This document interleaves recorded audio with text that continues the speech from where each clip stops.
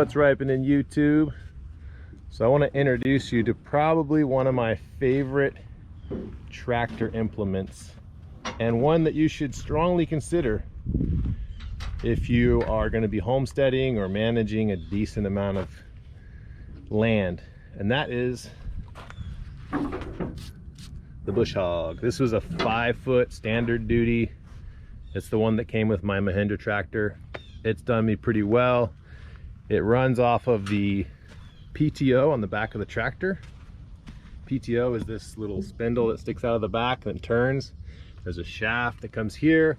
There's a little gearbox, and there's a big old blade underneath here that turns around. And it's basically like a gigantic lawnmower. Today we're on this property. You can see the pasture.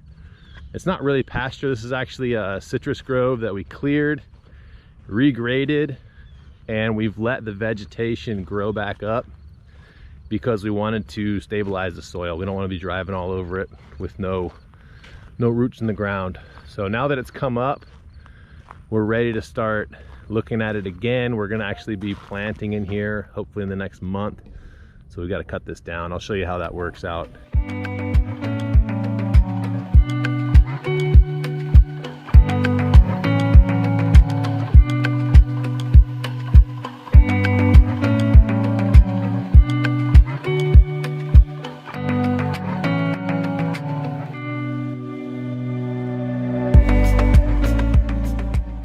So the brush cutter, or the Bush Hog, or whatever you want to call it, it'll have no problem cutting tall grass like this. And that's actually one of the things I've used it for the most.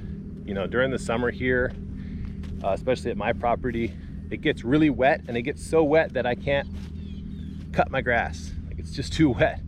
So at some point during the summer, I have to let it go, and it gets really tall. And it's too much for like a regular riding lawnmower or a zero-turn mower to be able to cut it down. So the Bush Hog is my savior. It's what gets me to reset the grass, and then I can come in and clean it up if I want. It also helps me to cut grass for hay, which I use. I rake that and use it for either compost systems or for mulch systems. But it'll do a lot more, and it depends on the size of the tractor and the size of the Bush Hog.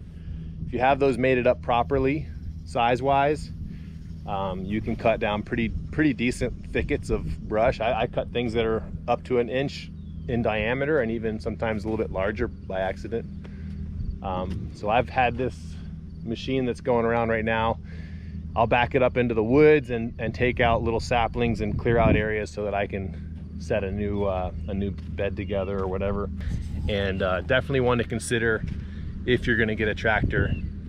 Think about getting the Bush Hog. So one quick word of caution when you're running a Bush Hog or brush cutter is that it will eat. Okay, so if you're running through tall grass like this, or tall brush, a lot of times you should do a first pass with the deck up a little bit higher. You can knock all the top of it off and you can see what's going on. In this case, we had irrigation lines laid out already. The irrigation guys came out here and put in the irrigation system. Lines are put out, but we're not ready to plant, so I actually had to pull all the lines out so we don't run over them and cut them all up. We're gonna prep this area, and then we're gonna reset those lines. But something to keep in mind is that brush cutter will chop up whatever it gets a hold of. So that first pass could be high, and there's nothing wrong with doing a second pass, especially if you don't know the area. He just hit a piece of wood or something just now. But hopefully that was helpful. If you guys have any more questions about Bush Hogs, tractor work, or other implements, post your comment down below and I'll try to answer them. I'm going to be going through this as I can, slowly but surely, going through some of my implements that I use. Some of the ones that I use in rather conventional ways, and some of them I've kind of adapted to different situations for agroforestry.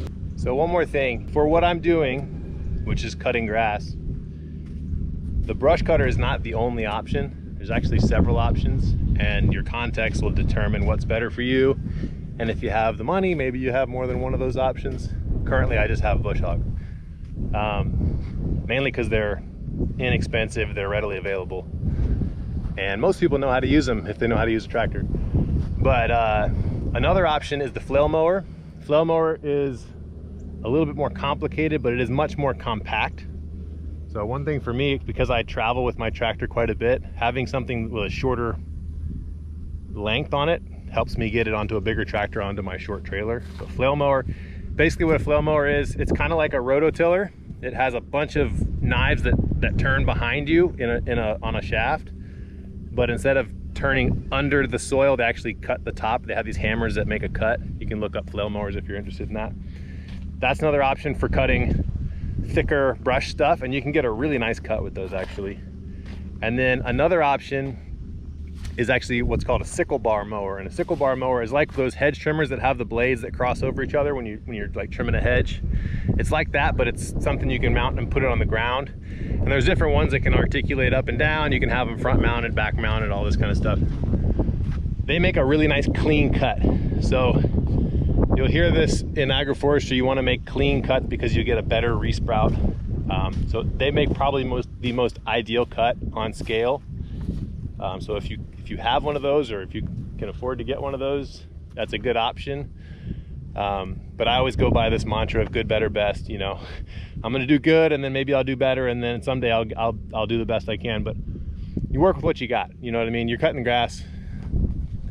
At the end of the day, obviously you can do it better or worse.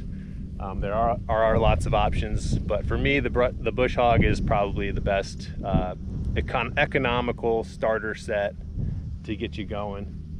And you can always resell it if you don't need it after a while. Tractor implements get traded around quite a bit. So that was it. One more last thing, and I'll see you next.